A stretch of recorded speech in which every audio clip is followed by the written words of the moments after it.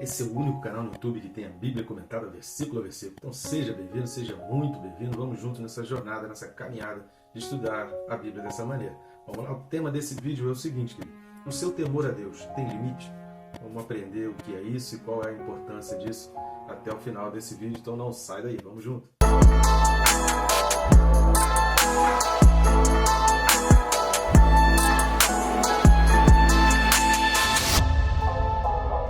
Aproveita aí rapidamente, antes da gente entrar e ler o texto, inscreva-se no canal, você que não está inscrito, clica aí, vê o que você está inscrito ou não, tem a expressão aí de inscrever, inscreva-se logo aí ao lado do meu nome. Eu recomendo, também sugestão minha, marcar o sininho, e quando você marca o sininho, duas coisas estão acontecendo, né? Uma, você fica por dentro de um canal que tem o objetivo de estar instruindo a respeito da Palavra de Deus, ensinando a Palavra, e outra, você está se disciplinando. A gente tem vídeos de segunda a sábado, às 6 horas da manhã, então assim você se disciplina, está estudando a Palavra. A gente deixa para depois, e às vezes depois não chega nunca. Então vamos junto? O texto desse vídeo, Carta aos Hebreus, capítulo 11, versículo 7. Hebreus 11, 7, diz assim: Pela fé, Noé, divinamente instruído acerca de acontecimentos que ainda não se viam, e sendo temente a Deus, aparelhou uma arca para a salvação de sua casa, pela qual condenou o mundo e se tornou herdeiro da justiça que vem da fé.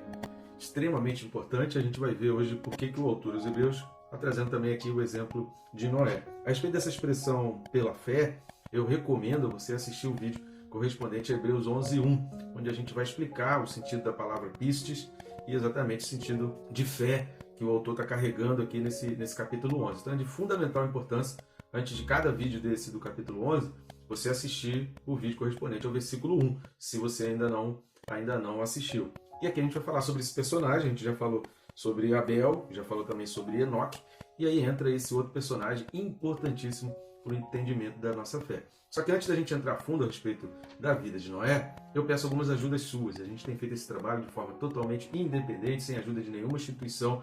Pelo contrário, o objetivo é que a gente faça isso junto. Então eu conto contigo para levar a palavra de Deus cada vez mais longe. Jesus ordenou: ide pelo mundo e pregar o evangelho a toda criatura.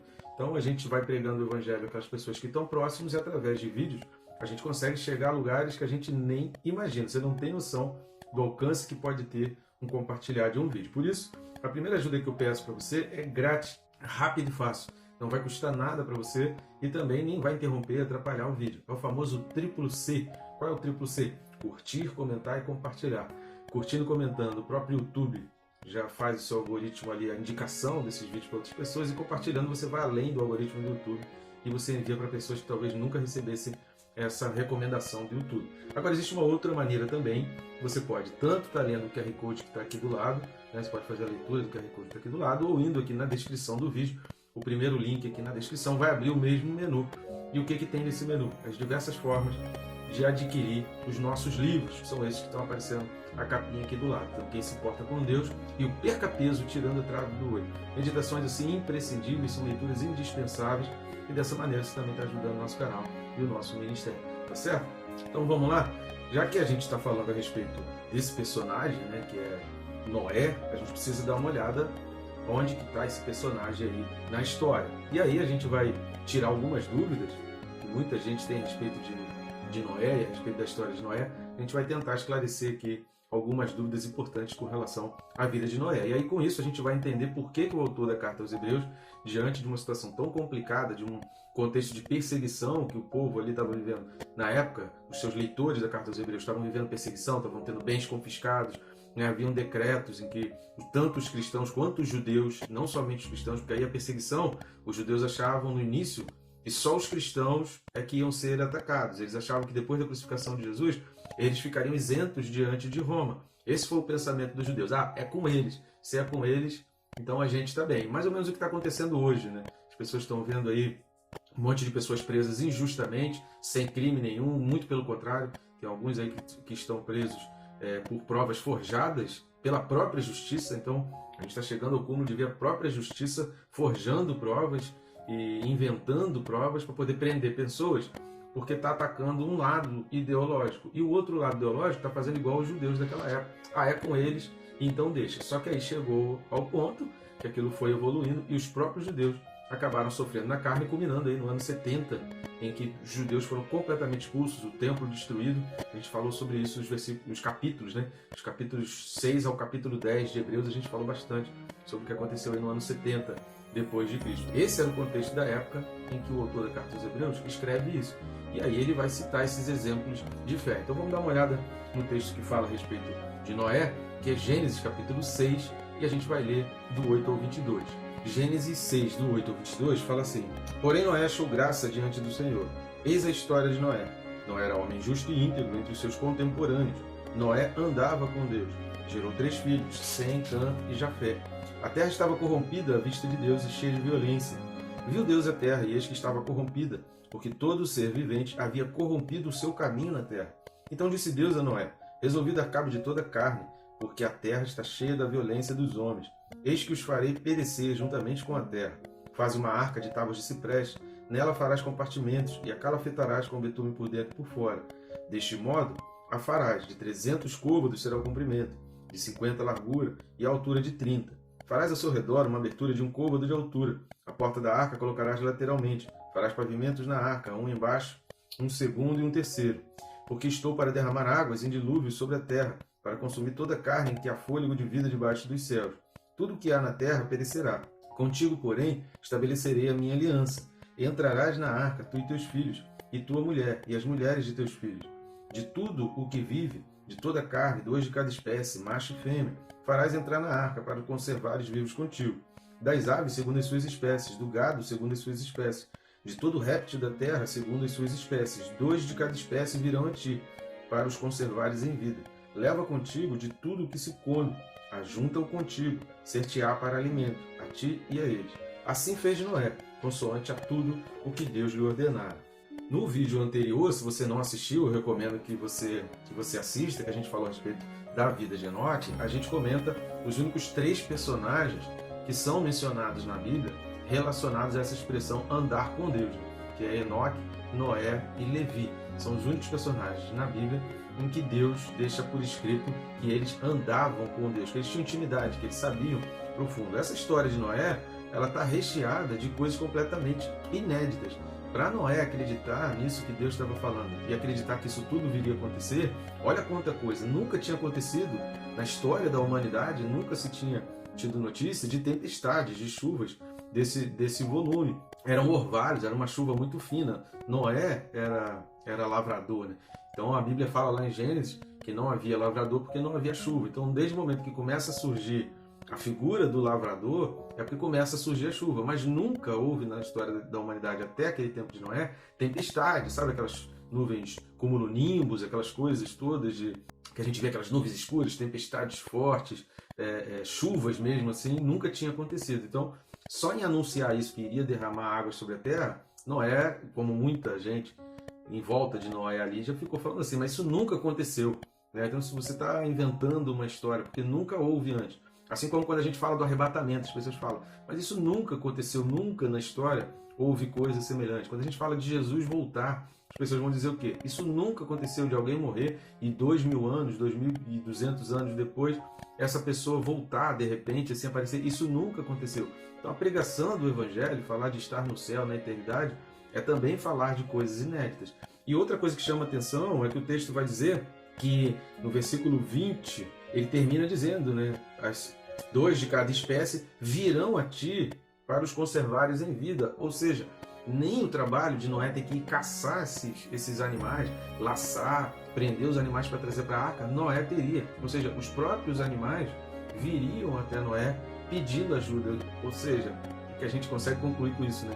O ser humano que teria sabedoria, inteligência para discernir as coisas, discernir os tempos, não acreditou na construção da arca e na pregação de Noé através da arca. Mas os animais foram até Noé para pedir ajuda. Olha que coisa, né? Então, assim, era preciso muita fé para entender tudo que Deus estava prometendo, que eram coisas completamente inéditas, naquele tempo, absurdas, inimagináveis. Eram coisas que o ser humano não conseguia imaginar. Tem coisas que até hoje a gente não consegue imaginar, né? Como que casais de animais vêm pedir ajuda de todas as espécies, todos os animais, de repente, aparecer diante de Noé, pedindo ajuda para entrar na arca, e quando a arca já estava pronta. Então a gente precisa desmistificar algumas questões importantes com relação a Noé para a gente entender o tamanho dessa fé. Primeira coisa é o seguinte: quanto tempo demorou a construção da arca? Você sabe quanto tempo demorou? Então, algumas pessoas se utilizam de duas questões para poder tentar entender quanto tempo durou. Alguns fazem uma conta matemática. Se você ler, por exemplo, Gênesis 5,32 vai dizer assim: era Noé da idade de 500 anos e gerou a Sem, Cã e Jafé. Beleza, então quando Noé gerou Sem, Cã e Jafé, tinha 500 anos. O capítulo 7 de Gênesis, versículo 6 e versículo 11, vai dizer o seguinte: Gênesis 7, versículos 6 e 11. Tinha Noé 600 anos de idade, quando as águas do dilúvio inundaram a terra. Versículo 11. No ano 600 da vida de Noé, aos 17 dias do segundo mês, nesse dia romperam-se todas as fontes do grande abismo e as comportas dos céus se abriram. Algumas pessoas fazem essa conta: olha, se tinha 600 anos, se Noé tinha 600 anos, quando as águas do dilúvio vieram, e lá no capítulo 5, versículo 32, Noé tinha 500 anos, então a gente imagina que o dilúvio tenha durado 100 anos. O problema aqui é que quando Deus vai dando a ordem, que a gente leu o texto aqui de Gênesis 6, é impossível que Noé tenha feito tudo isso sem o auxílio dos seus próprios filhos, porque ele precisava incluir os filhos também na arca. Não que Noé não pudesse fazer sozinho, porque Deus também poderia capacitar, né? O milagre de Deus seria isso. Mas Noé fez com o auxílio dos seus filhos, porque eles foram os primeiros a ouvir essa pregação de Noé, e Noé precisava que eles entrassem. E quando eles entram, a quantidade de pessoas salvas ali, a Bíblia vai dizer que era Noé e os filhos já estavam casados. Ou seja, os filhos já tinham até casado. Então, a gente consegue entender que, no mínimo, os filhos, quando Noé começou a construção da arca, quando Deus deu a ordem da construção da arca, os filhos já estavam numa fase, digamos, pelo menos aí uns 30 anos. Então, se Noé tinha 500 quando gerou os filhos, e os filhos tinham por volta de 30 anos quando começaram a ajudar Noé a construir a arca, então esse tempo já dá para a gente em torno de 70 anos. Quanto tempo levou para construir a arca? Imagina-se que tenha sido entre 40 anos e 70 anos para a construção da arca. Agora, outras pessoas pegam um outro texto, que é o de Gênesis 6,3, e aí quando a gente lê Gênesis 6,3, o que está escrito nele? Então disse o Senhor: o meu espírito não agirá para sempre no homem, pois este é carnal, e os seus dias serão 120 anos. Alguns imaginam que esse tempo de 120 anos também tenha sido o tempo de construção da arca. Mas também não é possível fazer essa afirmação, porque a gente viu em Gênesis 5,32 que Noé tinha 500 anos quando gerou os seus filhos, e ele tinha 600 anos quando as chuvas começaram, as chuvas do dilúvio começaram. E o tempo que Noé durou na arca, dentro da arca, entre o dia que ele entrou na arca até o dia que ele saiu da arca, a Bíblia é muito clara ao falar com relação a esse tempo. Então o tempo exato que Noé e sua família ficaram dentro da arca foi 1 ano e 10 dias. Então eles ficaram 375 dias dentro da arca. Isso é muito esclarecedor quando você lê o capítulo 8. Se você for vendo o capítulo 8, ele vai dizendo, ficou 150, mais 150, ficou mais 7 dias, mais 7 dias, e assim foi se multiplicando, 40 dias, né? No versículo 6, 40 dias, no versículo 10, 7 dias, no versículo 12, mais 7 dias. Então, se você for somando o versículo 3, 150, se você for somar o capítulo 7, né? Versículo 24, 150, 300, mais 40 dias do versículo 6, mais 14 dias dos versículos 10 e 12. Então, assim você vai chegando aos 375, 1 ano e 10 dias que Noé ficou dentro da arca. Então, desde a geração de Sem, Cã e Jafé até o dia que Noé saiu da arca, não dá 120 anos, né? Dá no máximo, se a gente for entender que Noé começou a construção da arca com os filhos ainda bebês, mesmo a gente acreditando nisso, daria 101 anos, né? E não 120 anos. Então, o tempo de construção da arca, eu estimo aí entre 40 e 70 anos de construção da arca. Agora, uma outra dúvida que gira em torno também da vida de Noé é se Noé pregou. Vamos dar uma lida lá na primeira carta de Pedro, capítulo 3, versículo 20. 1 de Pedro 3, 20 fala o seguinte: os quais, no outro tempo, foram desobedientes, quando a longanimidade de Deus aguardava nos dias de Noé, enquanto se preparava a arca, na qual poucos, a saber, 8 pessoas, foram salvos através da água. Então existem 3 expressões aqui nesse versículo 20 que deixam muito claras a ideia de que Noé pregou para aquele povo. Primeiro, pelo fato de terem sido desobedientes. ninguém poderia ser condenado por desobediência, né? O que é uma desobediência? Desobediência é você receber uma ordem, é você receber um alerta e você não cumprir. Quando a gente fala, não ultrapasse aquela linha, né? Você vai no metrô, numa estação de trem, existe uma faixa amarela. Aí existe uma ordem, não ultrapasse a faixa amarela. Quando você ultrapassa essa faixa amarela e sofre um acidente, essa pessoa sofreu um acidente porque foi desobediente. Havia uma instrução de alerta de perigo daquilo dali. Então a pessoa foi desobediente. A gente só pode dizer que alguém foi desobediente se havia uma ordem, se havia uma lei, se havia um alerta. Então ninguém pode ser acusado de desobediência se não existe ordem nenhuma, se não existe lei nenhuma, se não existe alerta nenhuma, se não existe nenhuma placa, se não existe nenhum sinal, se ninguém tivesse avisado nada. Então esse é o primeiro indicativo de que aquelas pessoas estavam sendo avisadas, muito provavelmente. Aquelas pessoas passavam, viam Noé fazendo aquela construção gigantesca de uma embarcação, ele longe do mar e do rio, e ele fazendo uma embarcação daquele tamanho no quintal da sua casa, ali dentro da sua fazenda. Certamente as pessoas começaram a ver e começavam a perguntar de Noé, e muito provavelmente zombando de Noé. Então eles foram alertados, eles foram advertidos, eles foram avisados. Outra expressão também aqui nesse versículo 20 é que fala nos dias de Noé, ou seja, esse aviso aconteceu naquele tempo. Esse aviso aconteceu na vida de Noé, no tempo de vida de Noé, enquanto ele preparava a arca. Então, durante aquele tempo, que eu imagino que durou aí de 40 a 70 anos, no máximo ali 80 anos de construção da arca, as pessoas foram avisadas. Muita gente faz uma confusão, porque no versículo 19 de primeira carta de Pedro, capítulo 3, diz que Jesus pregou os espíritos em prisão.